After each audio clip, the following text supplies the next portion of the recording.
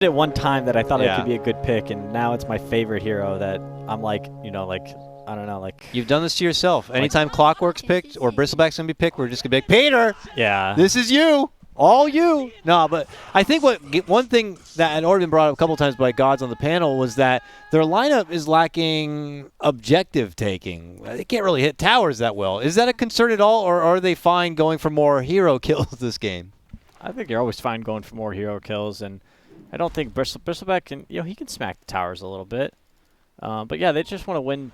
They just want to kill heroes and then hit buildings, which I think is, it's not a terrible strategy. I'm trying to think how well I see them matching up in the mid game. It is not a Necrophos is quite problematic for Bristleback.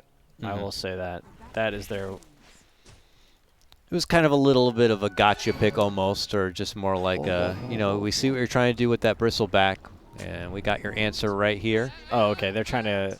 Beastcoast trying to get the right lanes. They had the Ricky sitting on the mid lane, but Quap is going there, which I'm glad is happening. I think this can be a good lane for the Queen of Pain, because Necrophos likes to come in close range, and then they're doing an aggro tri-lane up against the 5-position Weaver and the 4 Luna. They've got the Shaker versus the Luna, which we've just seen a couple times. I like that. Yep. And then safe lane solo Bristle against a Baden Rubik. He might need a little help, but maybe this tri-lane just kind of sets things up for the Ricky a bit, and then they rotate to the top lane to help the Bristle if they feel it's necessary. Yeah, if Ricky gets a good start, then he can kind of just handle this lane not by himself, but with just one other. Yeah. You know, leaves SVG at the moment in Schofield to kind of be up in arms. He is able to get that Fissure block, though. Yawar has to eat a tree and turn the corner, but yeah, he actually didn't bring very much regen to lane. Has a wand early with already 5 charges, but you're right, only has one more Tango left. And so the pressure is on, and look at the Courier also in trouble here. Schofield with the boots will be able to run it down. This is problem city already for Quincy crew. Bottom lane, they're just bullying them right now. They're on them. Just not even letting them breathe in this laning phase already. Yeah, Weaver had to use his salve on Luna, and Luna needs his Courier to come out with some fresh regen as soon as possible. He actually decided to invest into a magic wand recipe and 3 tangos. Okay.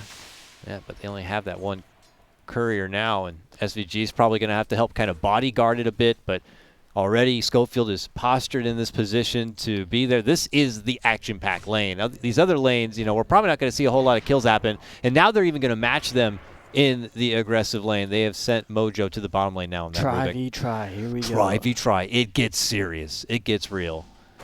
I'm always a fan because that just means action's going to be happening. Oh, is Weaver in trouble? Yeah, Weaver's in trouble. SVG going a bit deep now, trying to get hits on the Schofield. He turns around with the Fissure, and the Ricky goes in with the Cloak and Dagger and just slices him down. All right. Or the Tricks of the Trade. Sorry, I always got confuse some that momentum and Cloak for and Dagger. Beastcoast right now, winning for the first time in 2 games. That's all they need. They can just ride the coattails of this bit of momentum, Peter, and just keep this up. Go all the way to the finish line. But we're seeing rotations mid lane. Quinn in trouble. Oh, the Fissure! And it just doesn't stop. That's all they needed. And now Beastcoast are just running away with this game. It's getting out of control. With a little PMA tip there from Tomato. Good. We need more of that as just a battle of pulling the full creep wave up and through the neutral camp now.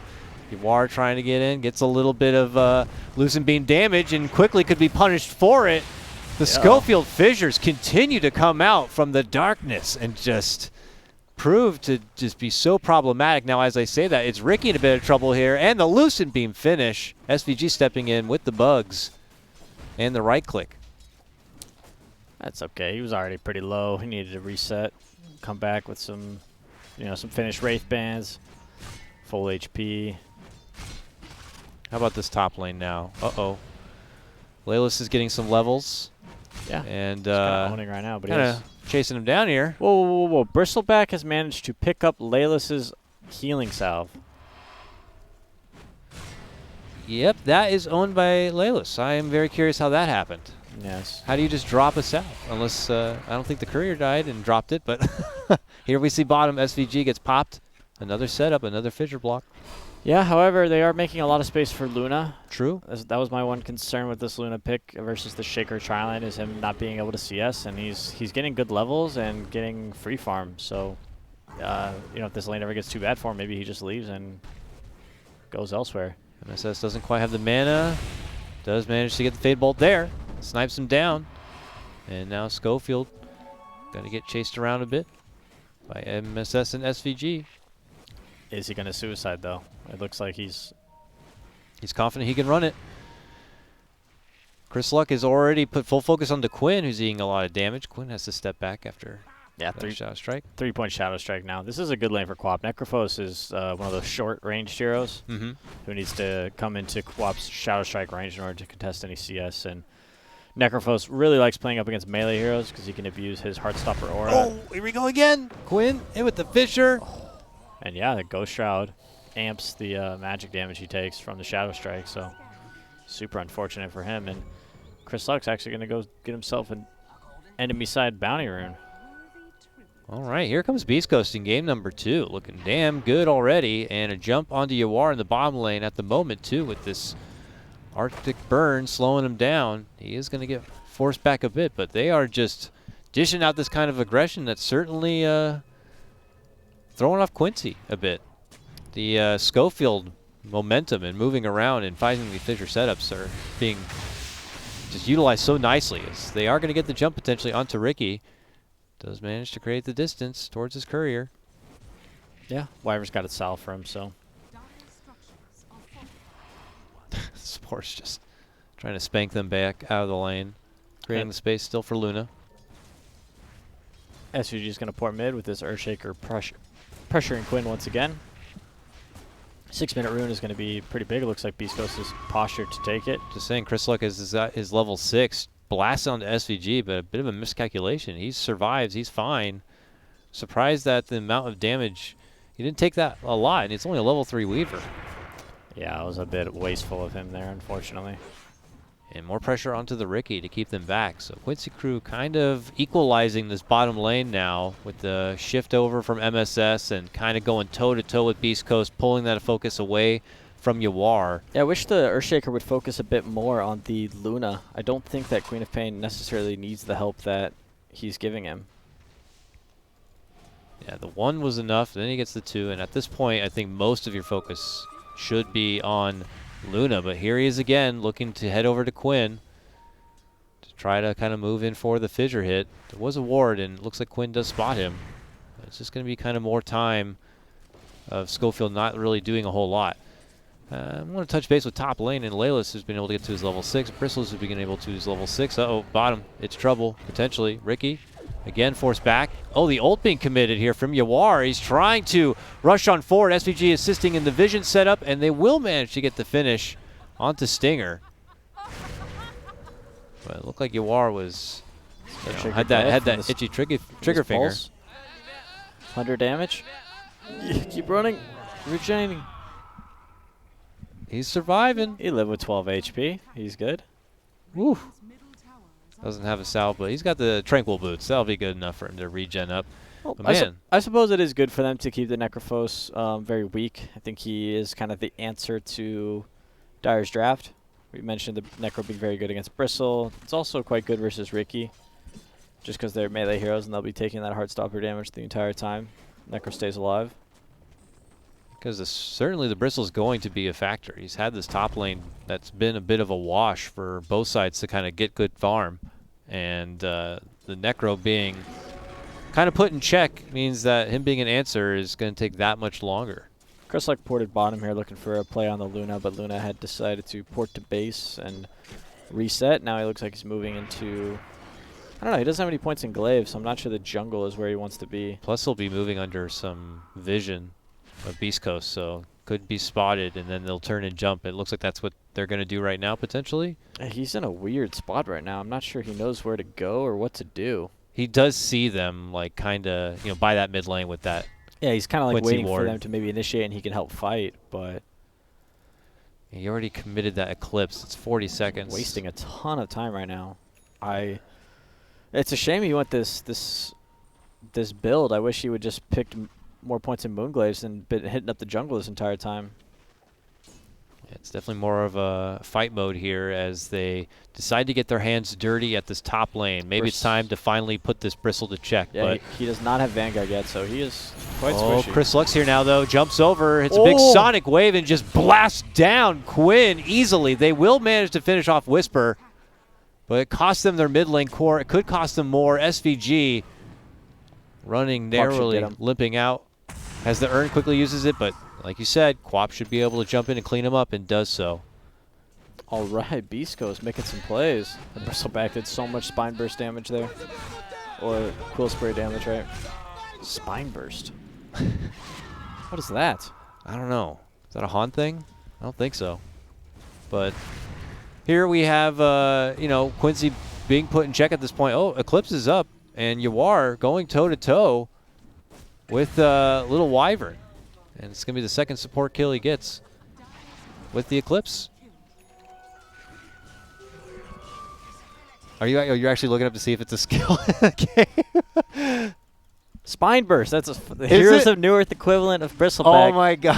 Armadon does his W. Man, I'm old school. Just don't start calling Schofield Behemoth and we'll be fine, man. All right?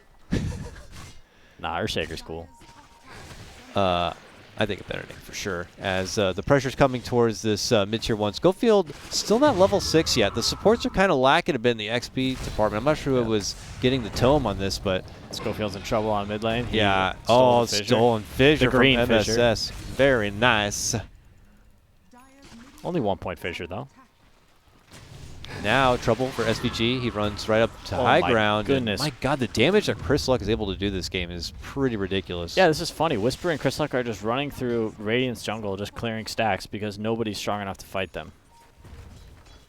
You know, Yuar's finding some space top lane for now, but I mean, you're right. Beastcoast can kind of just run through and take anybody who's trying to just transition through lanes or make potential stack setups for Luna. Or Necro. Necro really needs to catch up. Necro certainly needs. This is not a hero that likes playing from recovery. behind. What, I mean, what is he doesn't even have anything queued up for items. Doesn't have any gold. It's like, I don't even know what to do with my life right now, let alone my investments. So he'll slowly work through the jungle on that side while there's a dive happening mid lane and top lane. There's also action. Fissure's out. Schofield turns it around with the big dunk. Fissure hit. They're trying to burst down Yawar. And they'll get it done. It costs them Schofield, but it's a worthy trade for Beastcoast, and they're not done. Ricky's chasing out, looking to get the grab on the SVG, who will. Sakuchi out and away. It's a good trade for Beastcoast there. Getting their Ricky more net worth, getting him closer to his Diffusal Blade. Earthshaker is generally quite fine dying at this point in the game. Like, obviously he wants to farm his Blink Dagger, but if the enemy team is going to come gank him and he can just fight, yeah, it's kind of a... He doesn't really need the Blink Dagger if they're on top of him. Dunk for a Luna and a defense of a tier 1. A trade he'll be happy with for now. SVG continues to narrowly escape potential trouble here from Beastcoast. But Quap's got some big money. I'm wondering what item she will decide to go. Not sure. I said earlier I did not like FN's Orchid versus the Abaddon in his game. However, I don't know if Yule's is the item he wants either. I'm not sure what he'll go for. Curious who their Vessel person's going to be, if they even value that either. I mean, the way they're punishing Necro so hard at this point, maybe it's something they don't need to jump for right away. No, I don't think so. Abaddon can remove it as well, so that's right. That's not right. super value. You get that little bit of passive, but without being able to have the active, it doesn't feel quite as good. And now they're getting some hits onto this tier 1. Quincy obviously want to remove this access point and open this jungle up for themselves. Certainly if Beastcoast are going to keep the Quincy jungle in check, they need other options to get farm on this Luna. And as a team now, they're forced to back off. Beastcoast keeping most of them at bay, while Ricky's still able to kind of quickly get to some farm in the mid lane. Maybe he could go... He could go Necrobook. Or I guess he could go Blade Mail. Blade Mail would be kind of nice. Still holding that gold, nearly 2,400 gold without deciding to queue something up. Well, Quinn did decide on something. It looks like he's going mech on the Necro. Yeah, not a bad choice. I think there's a timing in this game where Luna finishes some core items and they try to 5-man. Baden's got the Vlads. You got the Dominator on Luna. You get a mech onto Necro and walk down a lane and hope for the best. They've got a decent Roshan with a Baden and Weaver. That extra bit of sustain. I mean, when you have so much on Beastcoast side that they dump their big ults, and then if Quincy are able to survive through that, yeah, then suddenly, you know, Quincy can just turn things around. Quincy has really bad catch, and Ricky and Quap are quite mobile, so it'll be hard for them to force fights besides just walking down lanes. It's like even if Rubik manages to lift somebody, what do they follow that up with? It's So like at that point, are you trying to think of it like we should itemize and prioritize just counter fighting instead? As bottom, there is a chase out for Layla's here. the thing is, if you're looking for like the counter initiation kind of a fight, you're never really gonna get it because Beastcoast does not need to fight you. They can just split up, and because they're harder to catch, they can farm the map more efficiently. But big action top. Yeah, they come across Schofield here, who drops down the dunk between the two of them, but without extra assistance, Quincy just finished him off. So now that's going to be a dunk taken off the table, but Chris Luck looking to clean up, moves in, gets the ulti, but that doesn't stop a TP, and Luna is going to be able to narrowly make it away. MSS will pay the price, but Luna makes it out, and it'll just be two supports falling. Yeah, kind of similar to what we saw before. Luna managing to get out this time. Beast Coast using 2 ultimates in the Echo Slam and the Sonic Wave. Looks like he has queued up the Orchid. I think it can work. Uh-oh, trouble for Quinn here mid lane. Quickly surrounded by 4 Beast Coast members. Pops the form. He has that mech. Does commit it. Trying to get help from Laylas here. It's just so much power, though, that there's not enough sustain for it. SVG on the side trying to help out. Throws down the dust, but decides to go for the backliners. Looking to clean up and finish off Stinger. Stolen Winter's Curse. Barely able to make it away. MSS, as mentioned, steals the curse, dishes it out onto the bristle, stops him in his tracks. I was hoping for maybe an insanely big, Winter's Curse, but unfortunately, I mean, it was a good usage of it regardless. Able to save his Abaddon from dying. Nice defensive stop right there. And it is just Quinn who does end up falling, but has such a low death timer still that he's about to be back. So maybe Quincy decide to hang around and see if they can make something happen. They drop their own sentry in the mid lane there. Quincy's cruise damage is just so telegraphed, and it's just so easy to see coming that if anybody gets low enough for a Reaper sight, they're already kind of exiting the fight. Jump for SVG here. They have the vision, and with the smoke, he gets trapped and can't make it out. And now Quinn coming in. He just returned from the dead and now finds himself into the crosshairs here of Beast Coast. Both him and the Abaddon on the other side getting chased down by Whisper is going to get finished. Quinn does manage to find a target and does close out the Earthshaker, but at what cost here as they lose 3 all day in exchange for the 1 Earthshaker. Yep, Luna managing to port out again, but she is not farming too well. And they are hunting her at the moment. I mean, there's only really one spot she could be, with Beast Coast kind of totally owning the Quincy Crew side of the map. And this is so much better than last game. Like, they're actually playing aggressive. They're playing together. They're looking for opportunities and plays to make. Maybe the draft last game just wasn't compatible.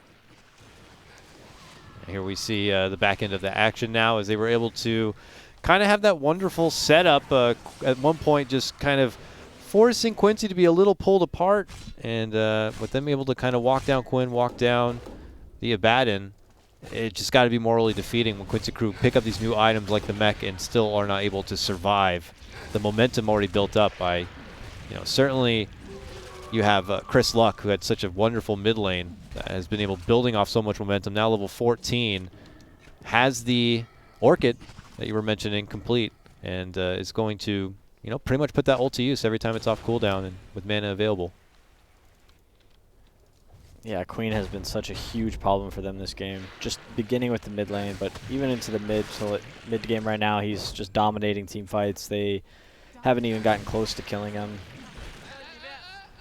All of Quincy Crew to the top lane now, hoping to finish out their first tier 1 of the game, this top tier 1 tower. Shaker has his Blink Dagger finish now. Nice addition to Beast Coast team fight. Yep, and they got the dunk ready. Imagine it's in their interest to kind of, come together, maybe It's only like Scavenge. it's like a one-handed dunk at the moment though, until level 12. Oh yeah, Then level 12 makes it the two-hander. Yeah, two-handed. And then What's a level 3? Like the reverse? Yeah, it's a reverse. Boom. You got it. All right. Maybe Agnems, you throw in the windmill action. Exactly. Beautiful. Love it.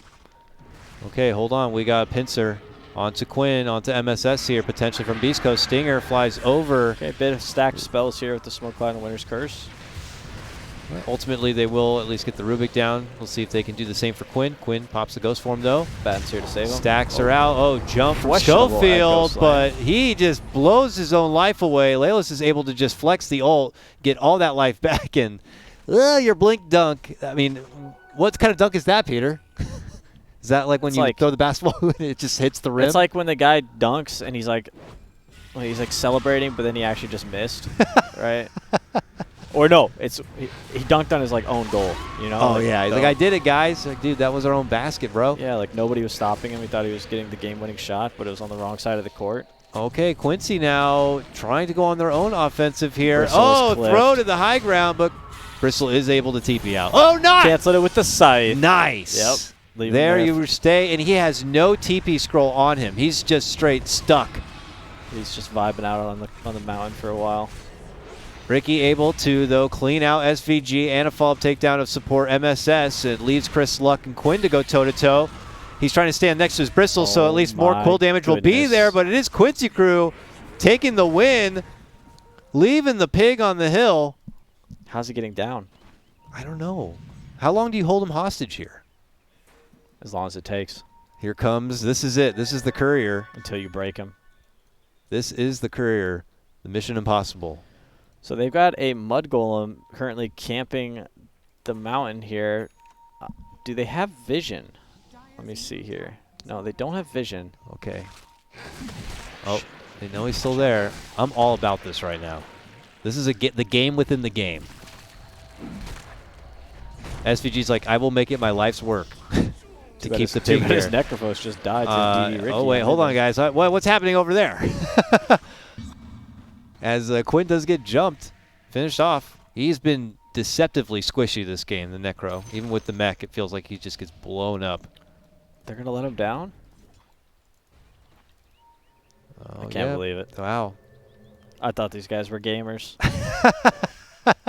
They found it too risky, I guess, and we're going to allow the Bristleback to return to the play of action as he steps back to the mid lane. But yeah, I don't think you are going to be winning any fights, certainly while your Necro is on the sidelines. You need that Reaper Scythe to help secure that finish. Are there any famous prisons that are built on mountains? You know how On prisons mountains? are oftentimes built on islands? Yeah, islands, yeah, like Alcatraz. You know? Yeah. Mountains, though, I don't know. Probably I'll have not. to brush up on my prisons. Yeah. I'll ask you next game. Fair enough. There's some Netflix documentaries I can watch tonight, I'm sure, about prisons. Perfect. Okay, we have aggression from Beastcoast here. Quinn on the front lines with an Abaddon, sort of close by. Trying to, coax them back a bit now. Laylis. Yeah, they want to avoid going to that high ground, or Beastcoast avoid going to the low ground. They realize that the enemy team has vision on the cliff there, so they're going to wait and deward that before. Actually, no, they're going to try and advance from smoke here. They're just straight going in and on to Quinn again. Oh, great There's just nothing they could do. And there's a follow-up Arctic Burn onto MSS. They lock him in a spot, and they'll also run him down too. Ooh, baby, this is the Beastcoast show. Yeah, game number 2. This is more emphatic of a beating than almost Quincy put onto Beastcoast in game 1. Yeah, but at least I feel like at least Quincy Crew's like fighting, you know? Yeah. Although, I don't know if you could call this really fighting. It's just kind of like, oh, Beastcoast is here. Everybody in for himself. Run away. Luna survived. Weaver survived. Yeah, I mean, Yawar recognizes that he's not able to contribute enough that's going to really be worthy at the end of the day. So he was taking that time to farm instead, and they're just dunking everything they can. Maybe getting a bit overzealous, but whatever. It still gets the job done. Do they want to do Roche? They don't have the fastest Roche lineup, but it's like No need. Just keep farming your opponents before they have the items they need to fight. Keep killing them. I mean, that was the thing. You know, could they hit objectives well? Well, not really, but they can kill heroes really well, and that just seems to be leading them to slowly taking down the towers and eventually just starving out Quincy. I mean, I don't know if there's going to be a point when it feels like Quinn is really going to be a relevant piece in here as this Necro. I don't know how many games I can think of where Quinn hasn't been, you know, some sort of big factor in these fights. Yeah, he's unfortunately unable to translate that poor laning phase into mid-game impact. And that was a last pick Necro, too. Just in a real rough setup in the mid lane. I imagine they didn't expect the matchup to be against the Queen of Pain, because the Queen of Pain was the first pick. I think they did. I think you have to. It's when you take this Necrophos, I assume it was last pick. I kind of forget what the pick order was this game, but I would assume that Necrophos was probably last picked, and yeah, maybe he felt like he could handle this quad matchup, but turns out he cannot. But YOLO Roshan, as I like to call it here, which is, you know, the difference between the last game. You know, doing something, trying to recognize that there are only going to be some opportunities. They don't know. They really don't know. They just straight walk by like there's no chance they're in that pit. But guess what? They are. We'll see what the body language is from Beastcoast. You know, oh God, they took Roche. What are we gonna do about that? It's fine, guys. Whatever, it's fine. It's fine. It's fine. We've beat them so bad, we'll just beat them 6 times instead of 5. Picked up on Shaker. Yeah, I don't think Luna having an Aegis really changes how these team fights look. Right. She doesn't deal enough damage outside of her ultimate. Like once the ultimate's off, it's like what else is she gonna offer? You know, she's trying to change that, but has to still get a BKB defensively first. Then after that, can be that kind of siege engine Luna where everything in her path just gets ripped apart. Well, Quap did go Linken's, so if Quap has like you know, like a less than optimal blink, she might find herself inside of a Luna ult, and she could easily die to something like that. Linken's, huh? What's the idea there? Protect yourself from Scythe, protect yourself from Rubik Lift, which is one of their only disables. Felt like he wanted something to help him farm faster and scale, but didn't want to have to buy the BKB. Most of Radiant's disables are, you know, it's kind of hard to BKB react to them. Yeah, you know, if you BKB fair. Rubik's just not going to lift you. Same thing with Necrophos. But then if you're not BKB, they might use those spells on you. All right, Schofield moves in, dunks. It catches 2. Not a whole lot of damage with time together with that Wyvern ult, but it is enough to get that swift finish on MSS. But now the counter out from Yawar, dishing out the Eclipse. Paired together with Quinn, they get the Scythe finish onto Ricky, and now it's a retreat mode for Beast Coast. Schofield running to the high ground to make it away, but the chase is on. Here comes Chris Luck, though, moving in, gets the Orchid. It's on for SVG, but he's already running out the other side. Fortunately, he ran past the gem there, did not pick it up. Now it's Yawar and company trying to chunk down Whisper's Bristleback, who is so tanky. They're putting the Rock Golem in front to try to block him out. Chris Luck here by his side trying to do some damage, but Yawar is kind of shrugging off all this damage at this point. Yeah, huge fight for Quincy crew there. It was like, what, 5 for 0 if you include the Aegis? And look, the Winter Wyvern and the Shaker both use their ultimates at the same time. Yeah, it's like, it was a good dunk, but where's the damage? Oh, a Wyvern ult. Yeah, that's not good, and unfortunately. Luna just held her ground and completely destroyed the Ricky there. Unfortunate series of events and timing from Beast Coast with their combo. Quap wasn't there. I mean, that's part of the reason why they don't have damage following up those 2 ultimates. Taking a fight on an interesting side of the map, considering Roshan was dead. Interesting, and I mean, like, questionable. Yeah, I mean, Schofield has had some flashes of brilliance and then unfortunate missed dunks this game. His early game and the setups have been amazing, but we've seen him kind of get, you know, a bit too excited about trying to go for these dunk turnarounds or for these setups, you know, but yeah, lack of synergy between Stinger and Schofield this game. We saw it there in that fight, and then also Schofield just kind of just going in a lot of the time when, I don't know, just not making the best goes, to be completely honest. And it's a moment where Beast Coast are going to have to kind of get back to the farm a bit. That's the first time this game they've really been kind of hit back hard. You know, it's like Quincy finally fight back and hit him in the nose, and some blood starts to come out. Luna is one of these heroes, though, you need to worry about in the late game. For sure. Because even if you are a bit ahead, I'd say she scales harder than all of your heroes. And if she gets to, like, that Satanic plus Butterfly and then potentially even a Divine Rapier, I could see Quincy crew like turning fights even though they're at a net worth disadvantage, right? And they can do that through removing disables with the Baton, Satanicking up a full HP bar with Luna, right? There's ways for them to fight at lower net worth. Do you know what I mean? Yeah. A lot of times net worth and your gear kind of translates into how much damage you can do and whether or not you have enough to kill somebody compared to their amount of net worth. But certain items and certain heroes operate a little bit differently.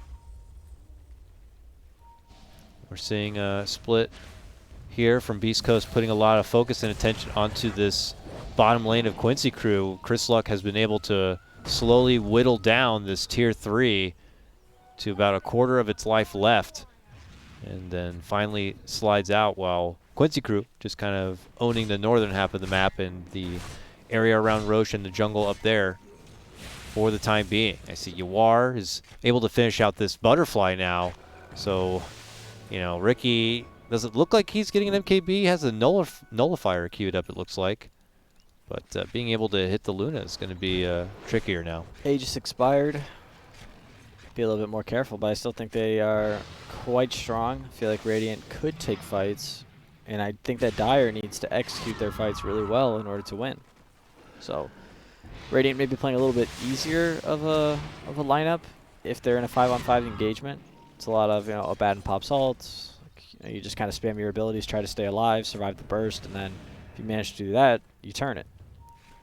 I was just going to see if it was more on Quincy or Beastcoast to let the fights come to them or to seek them out, but it's Quincy seeking them out. Oh, he just knows that he's dead and just decides to blast everything out. But, oh, yeah, you're right. Ricky manages to snag up that gem under their nose. Where'd it go? There were so many spell animations and battle pass bonuses on the cosmetic particles in the air that you couldn't even see where the hell a gem was. And like, oh, there's a green shining. Where's the green shining gem? That dunk was like a giant sunball, so I couldn't see where the hell the gem was. Yeah, thanks, Ice Frog. Wow, that was 5-head right there for sure. As Quincy crew, we'll have to see the gem slide away, but that is an echo on cooldown. Maybe Quincy will just kind of make the call to action happen again sooner than later. You know, again, also SVG is able to finish out that Spirit Vessel first, and now we'll move into the Agnum Scepter, I imagine.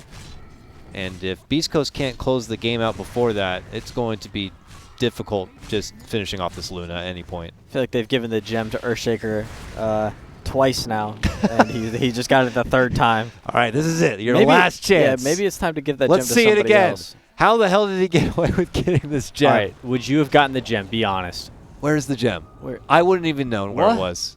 Ricky knew, though. There's a gem. How does Ricky know where it is? That's what I want to know. He was looking for it, that's why. Damn. Well, props to them for getting the gem back in their possession yet again. I'm sure while Schofield doesn't have a dunk available, he's not going to be too crazy. I'm sure he won't lose it this time. Once he has the dunk available, that's when you have to worry. Yeah, it's scary once he has that ult available. Then we don't know what the hell he's going to be doing with the gem. Yeah, 30 seconds till Schofield goes man mode. He's like the new Jenkins, like the Leroy Jenkins of this era. Slams up. Time to smoke. Let's go. They have even a smoke on hand yet? Game is stagnating, though. I am Beast Coast letting their foot off the gas pedal here. Maybe just waiting for the next Roche to take the big fight. It does not feel like an 11K net worth advantage. I'm surprised. Most of that seems to be sitting in Chris Luck's pocket. The Ricky Bristle has a good amount too. But for Quincy crew, I guess it's just because it's all you are. Quinn is there, but he still falls a good chunk behind even where Bristleback is. It's the supporting cast. And Beast Coast is kind of getting further and further ahead during this slow period of time. Mostly just because Quincy crew just doesn't have catch to punish their split push. Quap and Ricky can kind of farm wherever they want as long as they want. And unless Quincy crew shows up with at least 3 heroes, neither one of them can die. Mid lane. Stolen Fissure from MSS. That's Could be pretty the bad. setup and kill onto Stinger. Yawar picks it up and is on a killing spree on his Luna. Ooh.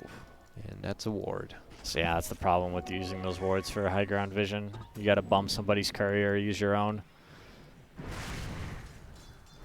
But it's okay. Short-term goal achieved of eliminating the enemy's vision. Yep. Getting some of your own. And they start adding pressure on the tier 2 in the mid lane. Top tier 2 already gone. So just outer towers being cleared out here from Quincy Crew's Action side. bottom. But it's bottom where they're making committed jump in from Chris Luck. Onto MSS. Scream finish for SVG. Oh. He time lapses back and gets all of the health. What He'll else be is happening? fine.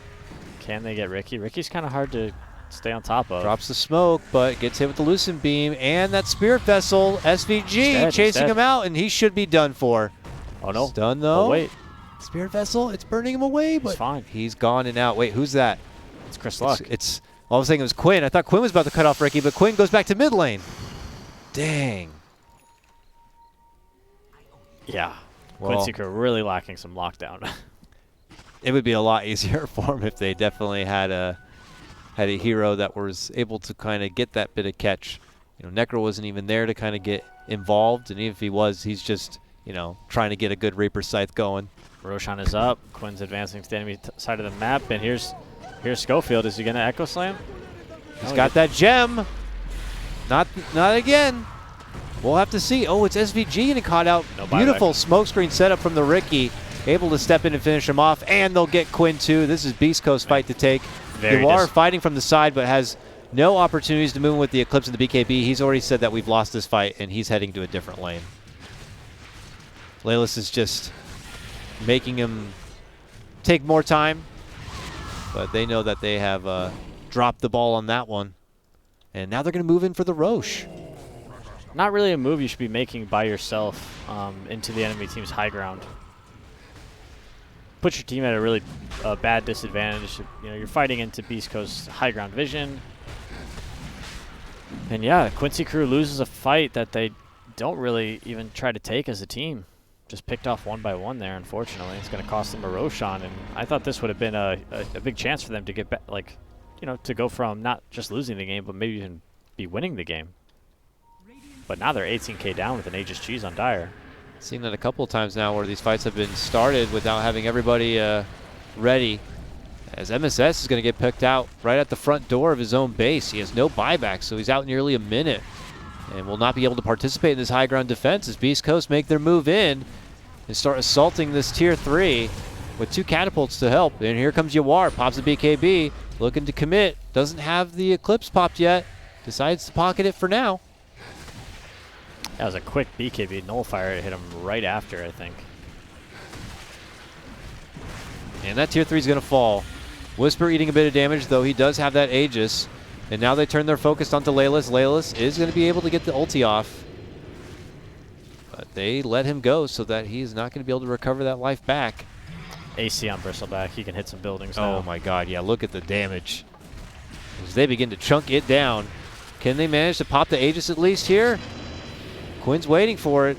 Gets the assisted Lotus. He does not want to have to use the Reaper Scythe just to get the Aegis. That does not feel good. And the jump in from Chris Luck now puts his full focus onto Yawar with the BKB popped, but not enough of a follow through yet. Oh, Quap's level 25 now. He's got the Fear on the Scream of Pain. Bottom tower's also low. Beast Coast could look to get themselves another set of racks here with this Aegis. Now first they got to head back in. So they want to push out that bottom lane back, but all right. Yeah, like you said before, just when Quincy Crew, it looked like they were going to get themselves in a position to pull this game back. Beast Coast just double up their net worth advantage suddenly after a bit of a misguided play from Quincy Crew getting, you know, whatever it was, overzealous, over punctual, whatever you want to call it. They just got a bit ahead of themselves, and Beast Coast were not faltered. They had the team at the ready and were able to kind of turn things around where they already had their own vision. And now Tier 4 items are coming out. yeah, tier 4 items, big items. Got Minotaur Horn for the Radiant. Spell Prism Potentially for useful. Beast Coast side. Yeah, Spell Person for Queen of Pain would be amazing. She picked it up, but I don't think she kept it. Nah, she's bringing it, I think. Hopefully. She's got the quiver in her stash right now, but Not sure that's the item she wants. We'll see. Oh, his courier's dead, so he doesn't really have any choices right now. He's just waiting. For now, Stinger holding the prism. Maybe going to look to bring it And the out to Queen Pain. Illusionist cape.